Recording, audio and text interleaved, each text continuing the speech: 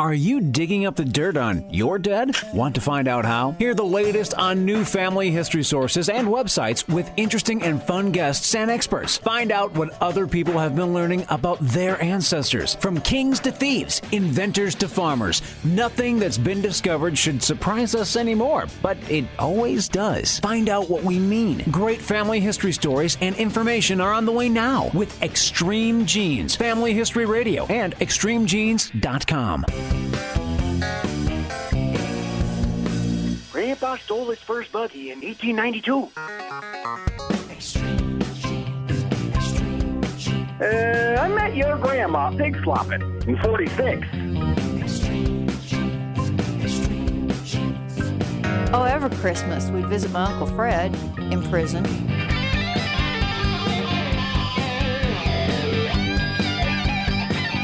Hello, Genies, and welcome to another rip-roaring edition of Extreme Genes, America's family history show, and extremegenes.com. I am Fisher, the radio root sleuth, on the program where we shake your family tree and watch the nuts fall out. Huge interest in last week's show with Kenyatta Berry of PBS's Genealogy Roadshow. Anna Mae Waddell of Slidell, Texas, emailed to say she was now excited to get digging further back on her lines now that she knows that there are records on African Americans that predate the 1870 census. And she agrees with Kenyatta that it's an emotional experience to find records of ancestors as property. The first time I came across a record of my slave ancestor, my eyes welled up. Just the idea of it was so horrific. If you missed any of last week's show, be sure to check out the podcast. You can also find it on iTunes, iHeartRadio's Talk Channel, or extremegenes.com. You can also download our free podcast app to your iPhone or Android. It makes it real easy to listen to us wherever you go. You may remember a few weeks ago, I gave a brief mention about working with a friend in identifying her birth mother and the use of a method called triangulation with DNA tests. Well, I'd never tried it before myself, but now I have, and my friend Shelley will join us in about 8 minutes. We were able to identify both her birth mother and birth father, and also located a living half-sister as well as a living half-brother. We'll talk about triangulation and other factors that went into these discoveries. And by the way, triangulation doesn't just apply to finding birth families. It can also help you break through lines from much earlier generations. I think you'll find it interesting. I sure did. Then Tom Perry, the Preservation Authority, answers a listener's question about dealing with the effects of humidity on old film and negatives and how you might be able to salvage these badly damaged treasures. It is time once again for your family histoire news from the pages of extremegenes.com. You may recall a while ago, our friend Heath Jones from Alabama talked about discovering a live piece of Civil War ordnance and how scary that was. You know, back in 2008, a Civil War enthusiast named Sam White was killed when a naval shell he was trying to disarm exploded. Yeah, from the Civil War. Still, it's pretty rare going back that far. Well, last week in London, an old World War II German bomb from the London air raids was found by builders buried near the studio where Britain's Got Talent is shot and near Wembley Stadium.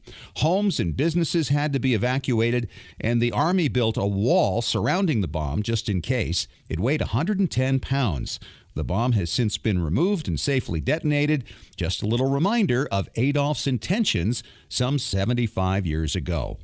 Then there was the flip side of this story. In Germany, in the city of Cologne, 20,000 people were forced out of their homes so authorities could disarm a World War II-era Allied bomb that weighed somewhere around 2,000 pounds. It was found close to the Mulheim Bridge that crosses the Rhine River.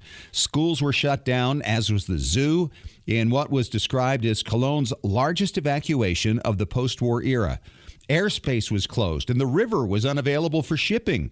The bomb was found last Friday as workers were preparing for construction of a pipeline. Cologne was a favorite target of Allied bombers during World War II. The bomb was deactivated on Wednesday. On average, 1 to 2 bombs detonate all by themselves each year in Germany with no human assistance. It's rare for people to be killed by these old remnants of the war. In 2006, though, 3 people were killed when a bulldozer struck a bomb. In 2010, 3 more people died when a bomb went off during a defusing operation. It's estimated that it will take until at least the 2040s, 100 years after the war, for all the old bombs in Germany to be cleaned up or not pose a risk to people. Germany finds about 15 bombs a day around the country, but very few are in highly populated areas such as the one in Cologne. It seems crazy to think bombs meant for an enemy in the 1940s might still be killing people 75 years and many other wars later. Imagine being a real estate broker in New York and getting a call asking you to sell a building that housed a business in Harlem started by your great-grandmother 110 years ago.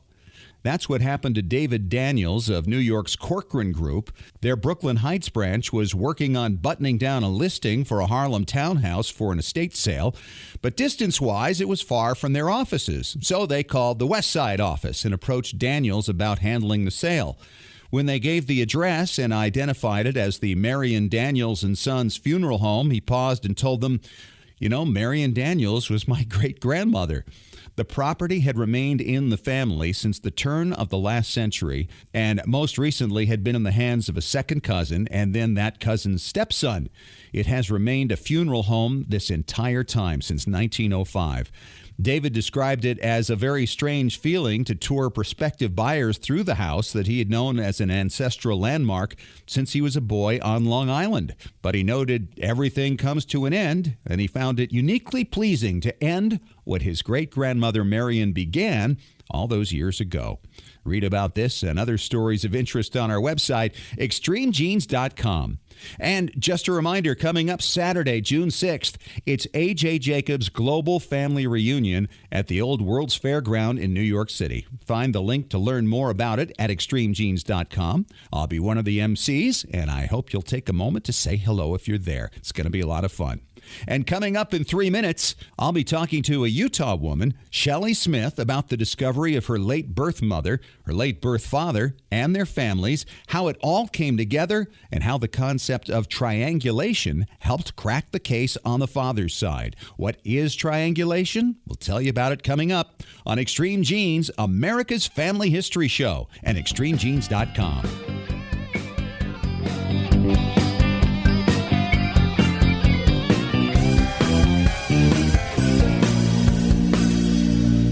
Genies, not long ago, something happened with one particular online research service that changed everything. It happened with a service that already has 75 million members worldwide, and it's not who you think it is. Hi, it's Fisher, and you know I'm always looking for new and better ways for you to discover your ancestors, not just the data, but the stories. The online service I'm talking about takes your family tree and then uses its powerful automated technology to match the people in your tree to over 5 billion records from around the world. Censuses, newspaper stories, vital records with 97% accuracy. This means no more wading through thousands of useless so-called hints. This also means the site itself is constantly looking for matches for you, even while you're sleeping. What site does all this? It's myheritage.com. You can try myheritage.com for free. Here's a special gift from me. Use discount code EXTREMEGENES after signing up and get an exclusive 20% discount at myheritage.com. How's your family history research going? Are you stuck on a difficult line? Don't know how to start? Let the professionals at Heritage Consulting Genealogy Research Services help. Heritage Consulting has been providing professional research and consultation services since 1978. They can help you find your own personal family history for far less than you would expect by researching, collecting,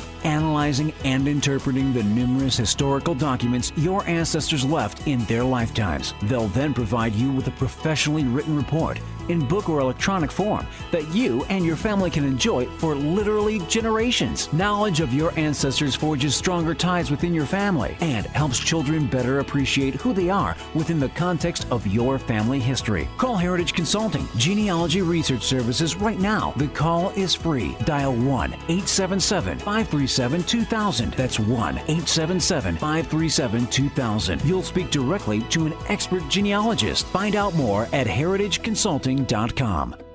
While we all love diving into the deep end of our gene pool, don't forget about capturing the histories of those who are still with us. Go to Storyworth.com to start your family's story today. Each week, Storyworth.com will email a question to people whose stories you wish to preserve. Questions like, tell us about the day you got engaged, or what do you remember about your grandmother? All they have to do is reply with a story, either by email or by telephone. That story is then forwarded to the family and securely stored in a private online storybook. It doesn't get any simpler. You can enroll up to 6 storytellers for, get this, just $49 a year. You'll get a free 1-month trial, and for a limited time, Extreme Genes listeners get an additional 10% discount at storyworth.com/extremegenes. That's storyworth.com/extremegenes. Is your family story worth 13 cents a day? Sign up now at storyworth.com/extremegenes. Simple, secure, effective. Your story is worth telling.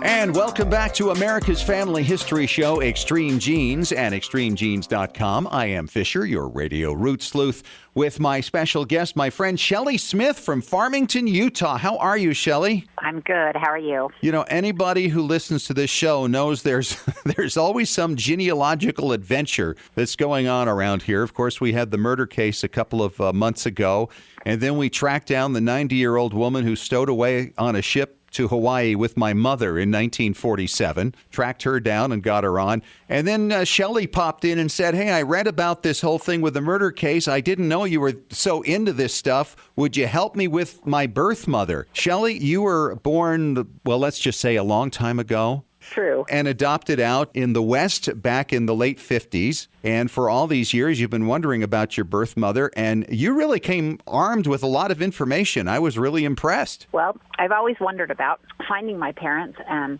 I always grew up knowing that I was adopted. I can't remember my adoptive family ever telling me that I was anything but. So that part was easy. In 1997, I had a bout with cancer, and the doctor asked me if there was any family history of cancer in my family, and we searched some records that we could find and asked for some medical history from the adoption agency where I was placed. And they sent me a sheet with no names because this was definitely a closed adoption, but they gave me the history of the birth grandmother, grandfather, and then all of the birth mother siblings with their occupation, their weight, their height. I've had this sheet for 18 years, but this sheet was actually one of the key factors in finding my birth mother. Well, as we know, and we're going to get into the DNA aspect of this in just a little bit, DNA works best when it's in combination with other information, other tools. And that was certainly the case with you, especially in the case of the birth mother. And we're going to talk about the birth mother part right here. And then later in the show, we're going to talk about the birth father, because we found him too. Both are deceased, but nonetheless, they've been identified and families have been identified. And it was kind of a different technique for that one. So we'll get into that in just a little bit. I was interested in the sheets that the adoption agency provided you because they did not get into really a lot of the health aspects of the birth mother's family. Wouldn't you agree? Didn't you expect more? Oh, I was hoping for more, and mostly all it said is it was fair or they were in good health. That's about all the information that they gave me on the medical side. And so this dated back to the late 50s, and what was interesting is they gave the number of children that were in the family as of that time. And we're talking about the birth mother's family with her as a child. So it showed the birth order of these are the siblings, the son, the son, the son, and then a daughter, and then the birth mother, and then there was another brother of hers after that as well, which was very helpful. No ages, so you really couldn't make a pattern out of this and figure anything out. But then DNA came along, and you got a little gift here at Christmas. Yes, I had 2 curious daughters. Actually, they were more curious about the heritage, and they read about doing this DNA test, and you could find the heritage that you belong to. Not knowing any of mine, my oldest daughter decided that she would buy the test, and she was going to do it. And speaking with the younger daughter, she said, why don't we have Mom do it? Because that would even be one generation closer. Exactly. So for Christmas Eve, they gave me this test, and they kind of laughed and said, well, we kind of want to see, will you do this? And I said, sure, whatever. And I put it with my Christmas gifts, and it wasn't probably till the middle of January that I was going through things, and I found it, and I thought, I'm going to do this and see what happens. And so you did, and it was a while later, a few weeks later, as is typical, you got the results that told you exactly what your breakout was, what percent Irish and which part English and French and Eastern European, whatever it might be, right? Right. It took about 4 weeks, and that came in the mail. My 2 daughters were in Japan at the time, and so I took a picture of it and sent it to them and closed the email and never thought 2 things of it, put it on my computer. And so that was it for you? Yep, that was it. And you're just thinking you were done, right? Sure. I did. I had no idea even how to read it other than, that part. And it was great that we found out that much. That was interesting. Sure, you felt good about that, and your kids did because they'd bought you the test. And then you found out something new that you hadn't even looked at before. Yes. We heard a genealogy talk on family history, and they said there had been this breakthrough through this new DNA testing, which my husband and I, we kind of sat up in our chairs and started listening even more careful. And it said if you did this DNA test where you spit in the cup and you send it in, if you get your sheet back and it says that you have some third and fourth cousins, this is great. If you have some second and third cousins, this is wonderful. But they said, but if you hit a first cousin, you have absolutely hit a jackpot. You will find your family. And he went on to talk about a man who had found his lost family this way. And we were just gasped by the whole story. And we went back out to the car after this meeting, and we pulled up the DNA on my phone. And sure enough, it said that I had 1 first cousin and 2 first to second cousins, and many, many third and fourth cousins. And it changes every day. The more that I open it, the more cousins, the more people that test, the more there are all the time coming right. in. And this is where all of the confirmation started coming in. So you had a first cousin. You don't know which side of the family this relates to, whether it's the father's side or the mother's side. In this case, you had to go to work to figure out where that fit in. So what did you do? Well, there was a message from one of the cousins that said, clearly, hi, cousin, I'd like to see how we're related. Send me a message sometime. And so we had a couple of things to do that afternoon, and we went that evening, and I sent him a message, and I said, I'd like to know how we're related because I would have no clue. And I kind of gave him a brief history. I was adopted in 1959 when I was 5 days old. I have no recollection of anything. I have no history. I have no information. And if you can help me anyway, that would be awesome. And so he sent me a message back that very night and said, I was so excited when I got your message. I called my dad right away, and we're going to get on this and see what we can learn, and we'll help you in any way that we can find you. So that really was the first part of the puzzle. And, of course, that turned out to be on the father's side, but we figured that out later. So let's talk about, now you called me to bring me in, and you came in with all these records from your adoption, and you didn't know at that point that you had all this other information, including the family trees of the people you matched to start comparing to. It kind of was a miracle every single step of the way. I decided to tell one of my friends the incidences that had happened, and the cousin that I had talked to said, send me a picture and we'll see if anybody in our family looks like you.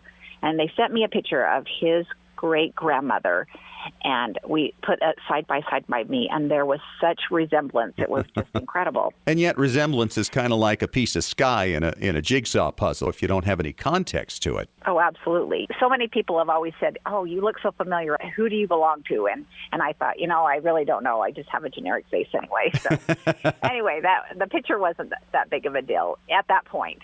And so the first person that I told, I was telling her, and she said, you know any names on this side of the family? And I said, some. And I told her, and she just sat there with wide eyes and said, my husband is from this family. So she pulled out all her genealogy sheets that she had, and she started to explain all about this genealogy. And that really, really was the factor that made me so interested. All of a sudden, I just felt like it is time. I would love to find my birth family. Wow. And all these years later. And that's when you called me. Yes. So then I kind of ran into a dead end. I felt like 3 or 4 weeks I'd played with this. I wasn't finding anything. He was trying to find, I shared the adoption papers with them. They were trying to find a particular family that had a birth order, and he had gone through many, many cousins, and that wasn't working out. And so my husband had seen this article that you had found, the family of this body that they had found by where we live. And so he said, I think you should call him. And my oldest daughter said, yes, Fisher knows everything. He's a genealogy genius.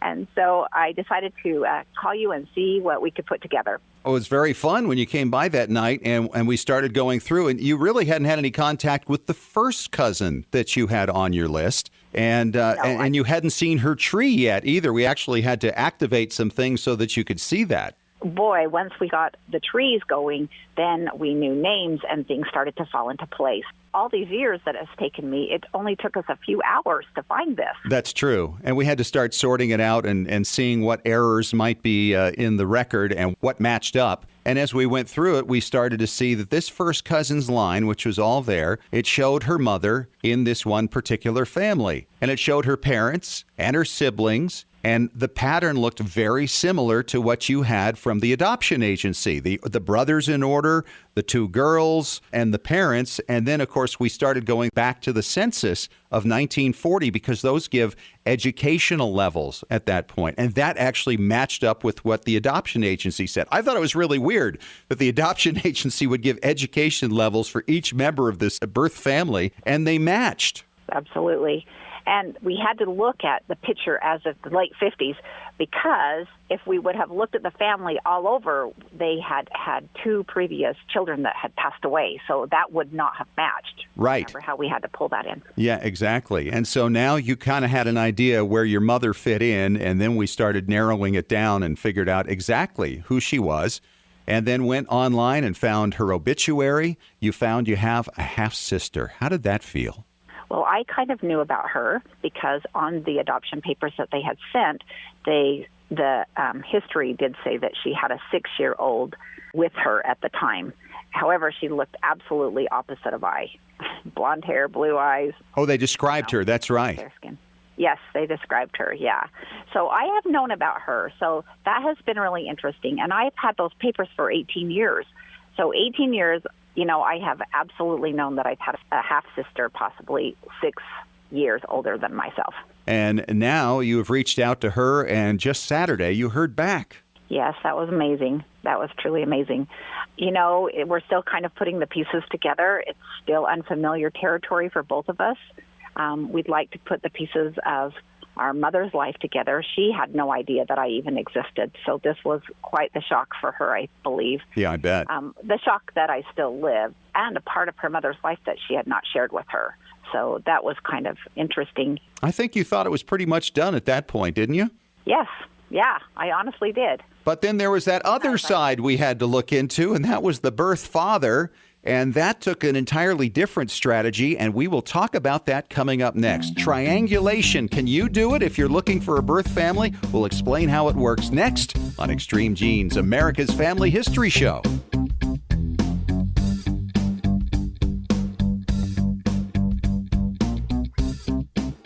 Scientific studies have proven that youth who know even a little bit about their family history perform better academically and have a greater sense of personal confidence and stability. Genealogy is its own incredible superpower that arms our children with super strength. But how do you get your child or grandchild interested in studying their family history? That kind of stuff is just for grandmas, right? Not anymore. ZapTheGrandmaGap.com leaps the generation gap in a single bound. Author Janet Hovorka provides you with useful and timely advice on helping the young people in your life become engaged in their own family history. Janet has an entire collection of books to inspire the young and the young at heart in fun, interactive ways. She also offers creative tips and advice on her blog and in her free weekly newsletter.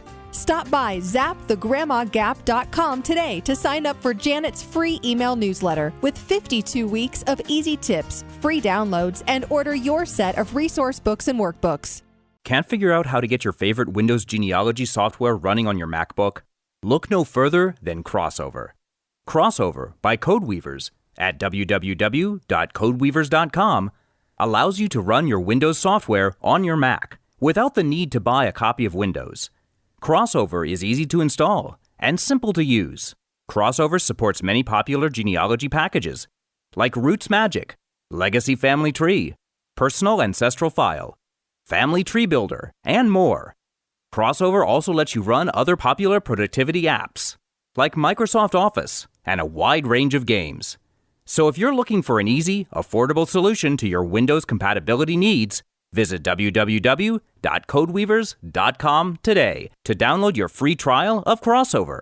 And don't forget to use the deal code FAMILY for an additional 40% off when you purchase Crossover. Looking for an easy way to show off your family history and share it with your family? Family Chart Masters offers beautiful custom pedigree art pieces and inexpensive family reunion draft charts in any design or size that fits your needs. With a free consultation at FamilyChartMasters.com, you can get started creating a new family masterpiece. Family Chart Masters has over 11 years of experience in creating and printing family charts. They can print any style genealogy chart from any genealogy file and can create exactly what you're looking for. You'll work with a specialized and talented consultant whose goal is to make you happy. Decorative charts make fantastic gifts for all occasions. And with Family Chart Masters' option of ordering duplicate charts at half price along with your original purchase at full price, you can afford to give a family heirloom to each member of your family. Contact Family Chart Masters today at FamilyChartMasters.com for your free consultation. Family Chart Masters will give the greatest care to your family history.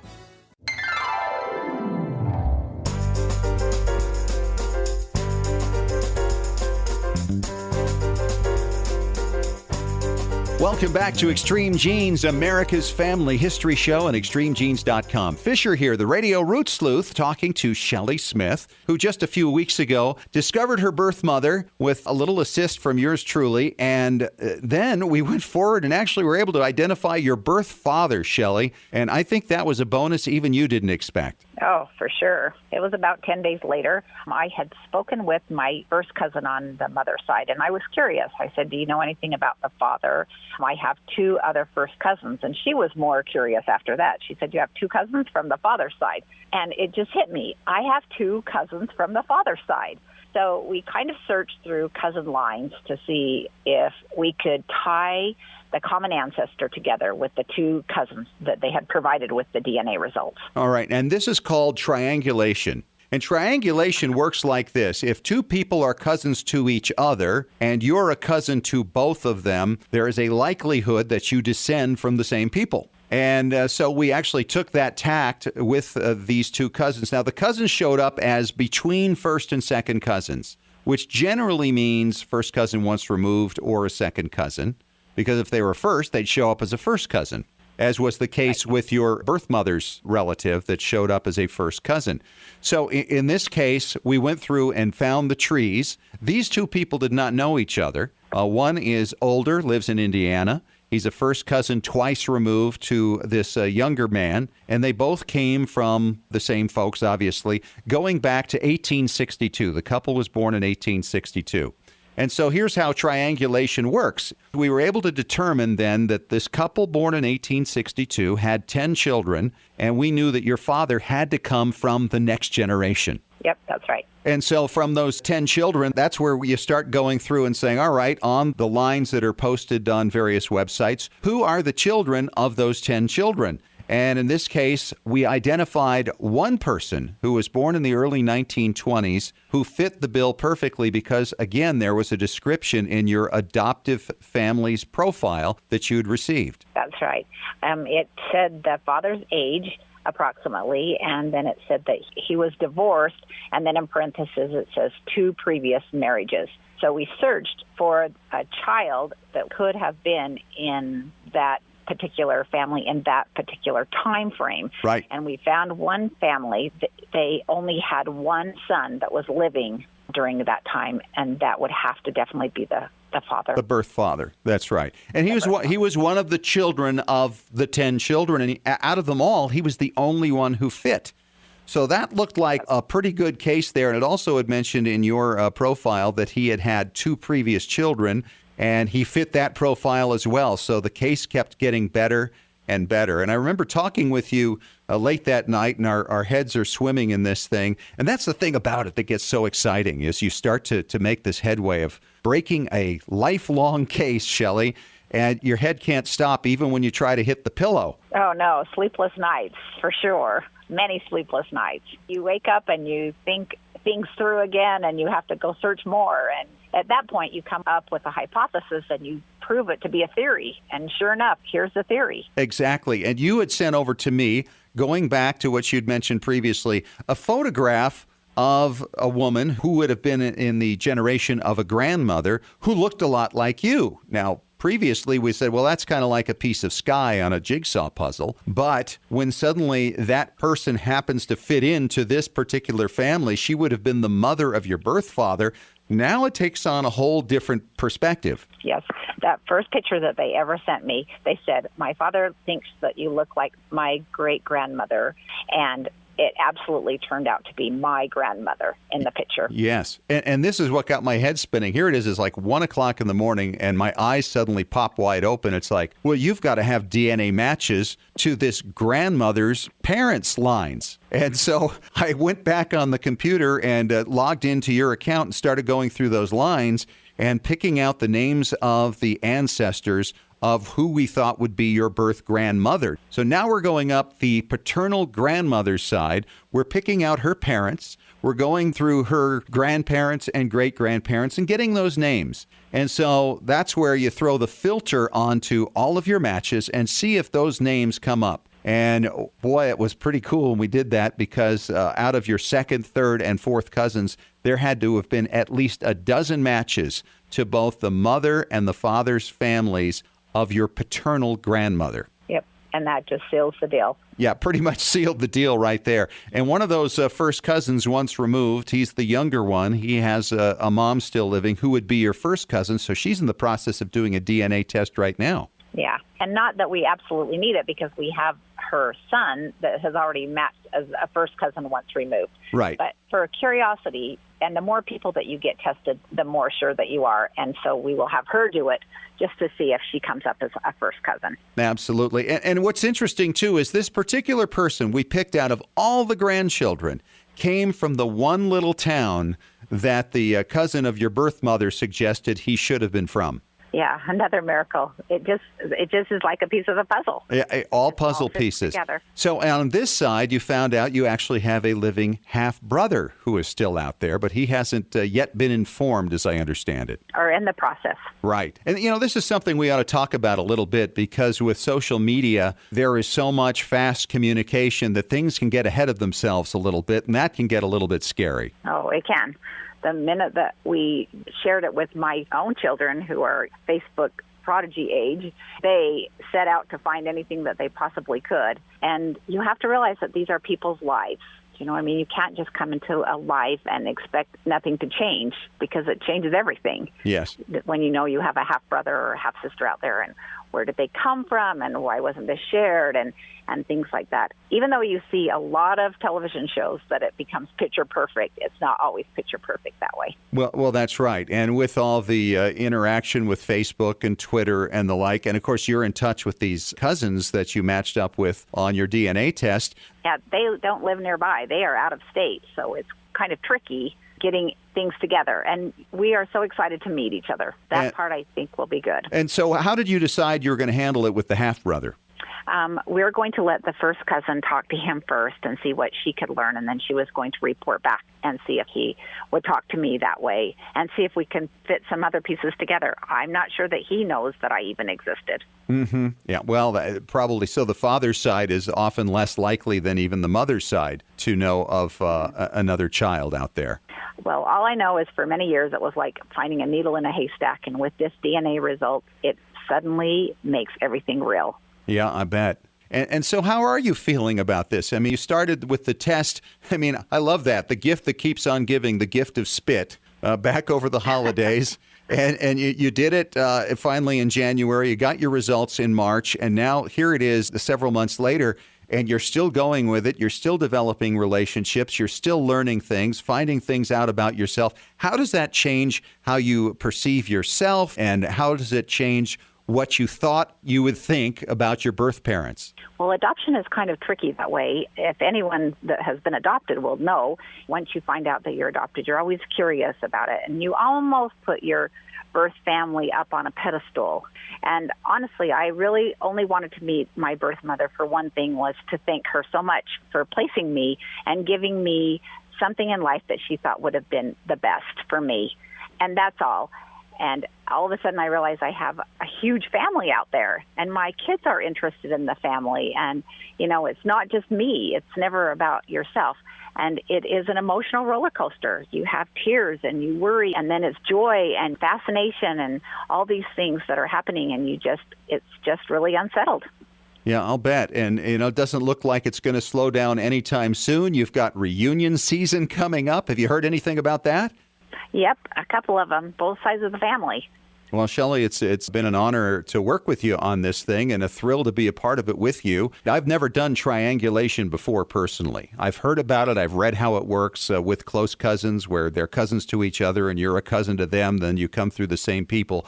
But never saw it actually work before until this opportunity came along. Hopefully it's something that's going to help somebody else who is out there also trying to put things together, and not necessarily in an adoptive sense, but maybe with a generation or two further back where they're trying to start to figure out exactly where they fit in their family tree. Oh, absolutely. Help those trees grow. Thank you so much, Shelley. Good to have you on. Hey, thank you, and thank you so much. I can't even thank you enough.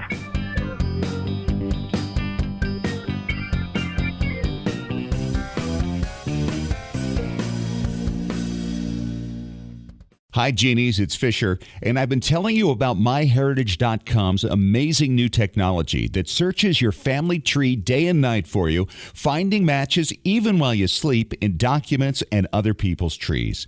Here's a find I never would have made without it. It's a newspaper story about a relative of mine, Paul Sagal, who I knew many years ago. It's from 1943, when Paul was serving in the Pacific. When he learned his father died, he wrote a poem to his brother that indicated he wouldn't be returning for the funeral. He wrote, "There'll be no furlough for me. I'm in the Marines, you see, alive and well as I am. Memories I'll keep of my dad." Then the newspaper editor added, "These are all the sentiments that will win this war. There are treasures like this one waiting for you now." Put MyHeritage.com's superb technology to work for you with a 20% discount. Just enter the one-word promo code EXTREMEGENES. MyHeritage.com is the next big thing. While we all love diving into the deep end of our gene pool, don't forget about capturing the histories of those who are still with us. Go to StoryWorth.com to start your family's story today. Each week, StoryWorth.com will email a question to people whose stories you wish to preserve.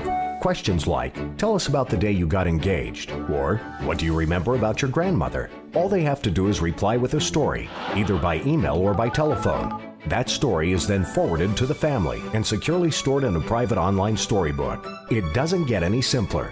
You can enroll up to 6 storytellers for, get this, just $49 a year. You'll get a free 1-month trial, and for a limited time, Extreme Genes listeners get an additional 10% discount at StoryWorth.com/ExtremeGenes. That's StoryWorth.com/ExtremeGenes. Is your family story worth 13 cents a day? Sign up now at StoryWorth.com/ExtremeGenes. Simple, secure, effective. Your story is worth telling. Your priceless 8mm home movies and your precious family videos are deteriorating right now. Heat, moisture, insects, dust, mold, time, they're all robbing you of your family's memories. It's time to preserve those treasures right now by digitizing them at tmcplace.com.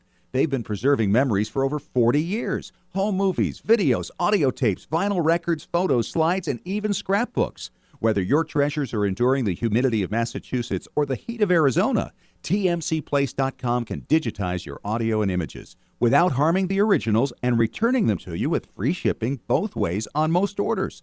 tmcplace.com can even let you track your package in real time with a special GPS tracking device. Trustworthy, experienced, affordable. Call tmcplace.com toll-free at 1-866-483-1717 to talk to Extreme Genes Preservation Authority Tom Perry about your project, or order online at shop.tmcplace.com.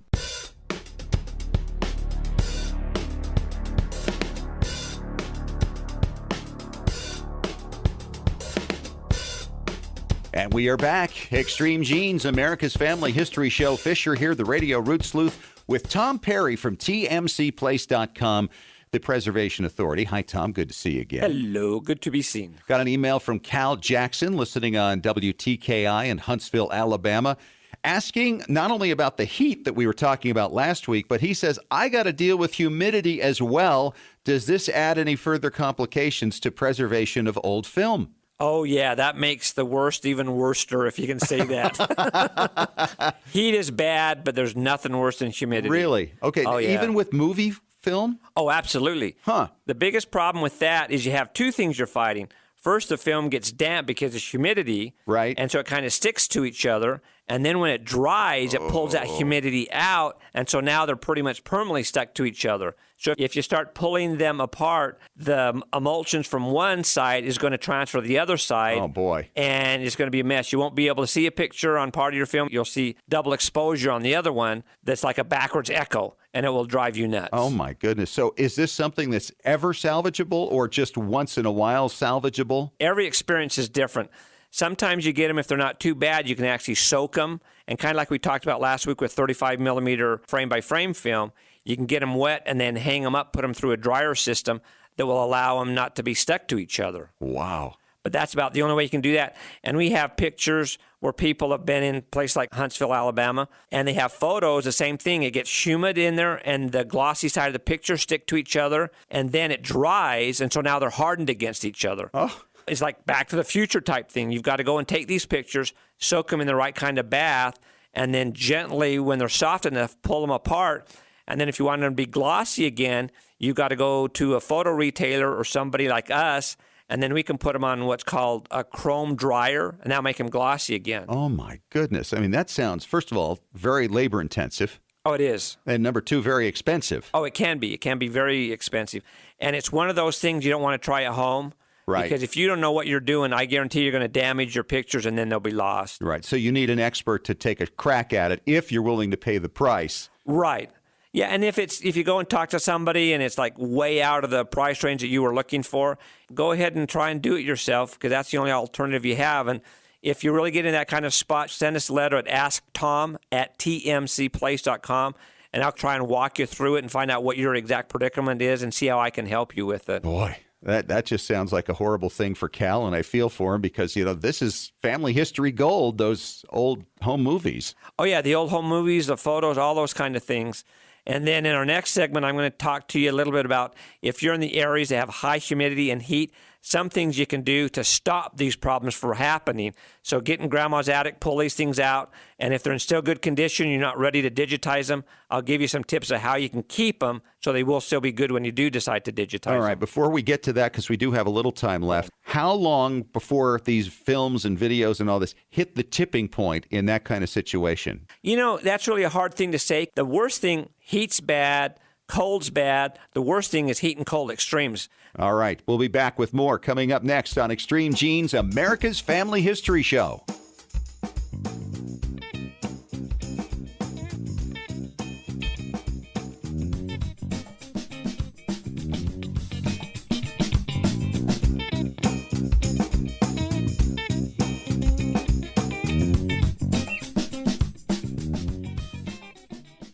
Looking for an easy way to show off your family history and share it with your family? Family Chart Masters offers beautiful custom pedigree art pieces and inexpensive family reunion draft charts in any design or size that fits your needs. With a free consultation at FamilyChartMasters.com, you can get started creating a new family masterpiece. Family Chart Masters has over 11 years of experience in creating and printing family charts. They can print any style genealogy chart from any genealogy file and can create exactly what you're looking for. You'll work with a specialized and talented consultant whose goal is to make you happy. Decorative charts make fantastic gifts for all occasions. And with Family Chart Masters' option of ordering duplicate charts at half price along with your original purchase at full price, you can afford to give a family heirloom to each member of your family.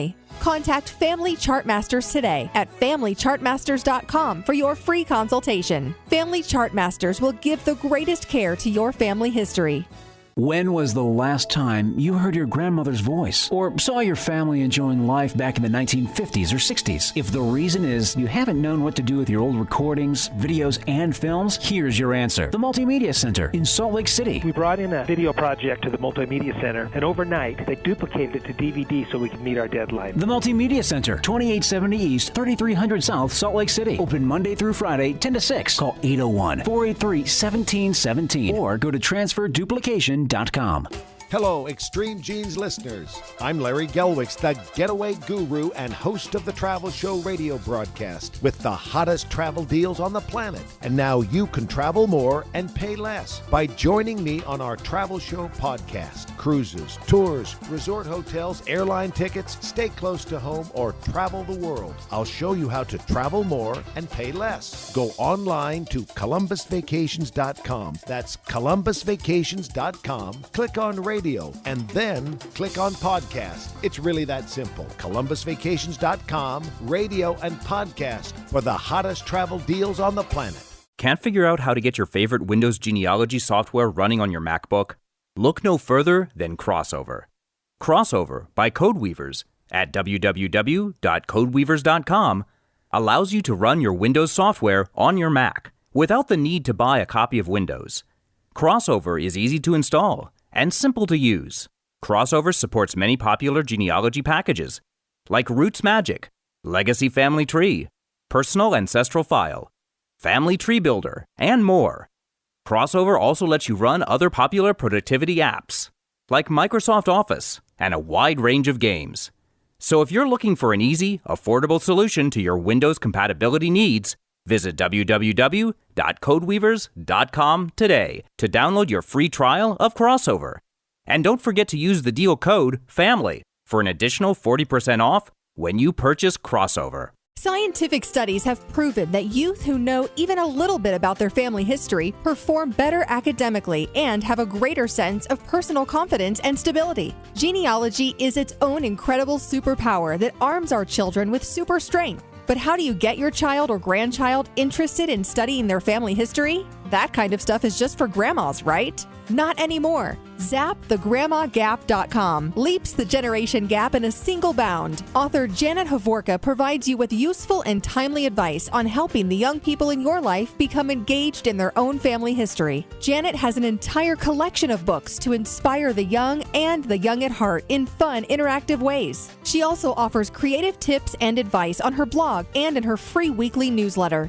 Stop by ZapTheGrandmaGap.com today to sign up for Janet's free email newsletter with 52 weeks of easy tips, free downloads, and order your set of resource books and workbooks.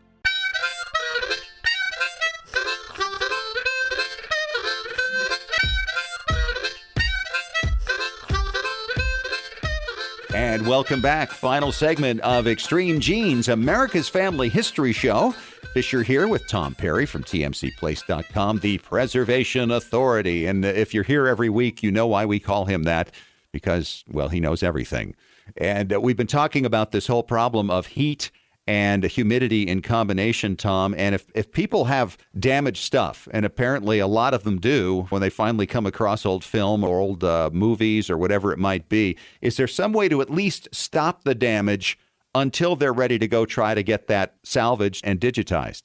Absolutely. In fact, that's a good question. There's ways to kind of prolong the damage, and there's also ways to stop it. And there's two sides to this sword, and it's actually a good sword. If you're not ready to transfer it, it's important to preserve it. If you've already had it transferred, you still want to preserve it so you've got an analog copy of everything that you've done. Okay, so one of the best ways to do it in high humidity areas, anytime you have humidity, which is really, really hard to control, the heat's a lot easier to control than the humidity is. And so what you want to do, you want to get something that's going to take the humidity away from the product you're trying to save. And it's always like the weakest link is the one that breaks. Sure. So you want to make the weakest link, not your photos, not your film, not your videotapes. So what I recommend is you get uncooked rice and not the instant minute rice. And then what you do with this, you get like some broadcloth or some cheesecloth and wrap a half a cup in it or whatever, how big your box is going to be. And then you want to make sure you tie it off with string. Don't use a rubber band or paper clips or anything. Right. that could add, more problems. Rubber bands will break. The paper clips could discolor or even rust your items. Right. So you want to tie it off and then put that in the box, or if possible, in like a Ziploc bag, because a Ziploc bag will help keep stuff out of there. And then by putting the rice in there, if somehow humidity still gets introduced into your box, your bags, or whatever, it will absorb it. Now, a thing that's important to do, you want to check it seasonal, just like you check your smoke detectors when daylight savings time starts and stops. Right, every 6 months or something. Exactly. Do the same thing with the rice. Go in and check it. And the best thing to do, rice is cheap. Just throw it away and put some new rice in there. And always, use new cheesecloth, new broadcloth. Just throw the whole packet away and start new. And don't try to eat it. Don't try to eat it. Who would eat it? No. I have a 13-year-old, and it's kind of interesting what he'll eat. No, but it's really funny. That sounds so stupid, but I've learned you never assume. Throw it away. There can be bugs and all kinds of stuff that has gotten absorbed into the rice, so you want to make sure you get it away. And that's another thing that's important, too. Where you have high humidity and where you have a hot place where it doesn't get really cold, you're going to have bugs. So you want to make sure that your boxes, your bags, everything are sealed tightly, because you don't want rodents getting in there and eating your stuff. Have you actually seen that? Well, I certainly have with photographs, where the edges have been nibbled on or something. Yeah, we've had people bring in old needle points. It was, great-great-grandmothers that they wanted to scan to have it preserved. And you could see where there had been some mice that had, used it as a bathroom. They had used it to try to make a nest out of it. You want to make sure that they're in something that's very practical. Like I've seen people get fireproof safes. So if they ever have a fire, it's in that safe, but then they go an extra mile and they put it in like a giant cooler. Right. Because that will keep the heat away too. And you don't have to go to an expensive cooler. You can go to Home Depot or Lowe's and get sheets of styrofoam and build a box to go around your other box, which is great for shipping stuff. In fact, whenever people ship us records across the country, we always tell them put them in a box and put styrofoam all around the record. So when it's going through the UPS trucks across the country, the heat of the truck's not going to make your record go wobbly. All right. Great advice, Tom. Thanks so much. Good to have you. Good to be here again. Hey, that's it for this week. Thanks for joining us. Don't forget, if you're in the New York City area on Saturday, June 6th, be sure to join us in Queens for A.J. Jacobs' Global Family Reunion. I'll be introducing many of the speakers, so please be sure to stop by and say hello. Thanks also to Shelley Smith for coming on and talking about her successful journey to find the families of both her birth mother and birth father. If you missed the segments, be sure to catch the podcast and learn about the concept of DNA triangulation. Talk to you next week. And remember, as far as everyone knows, we're a nice, normal family.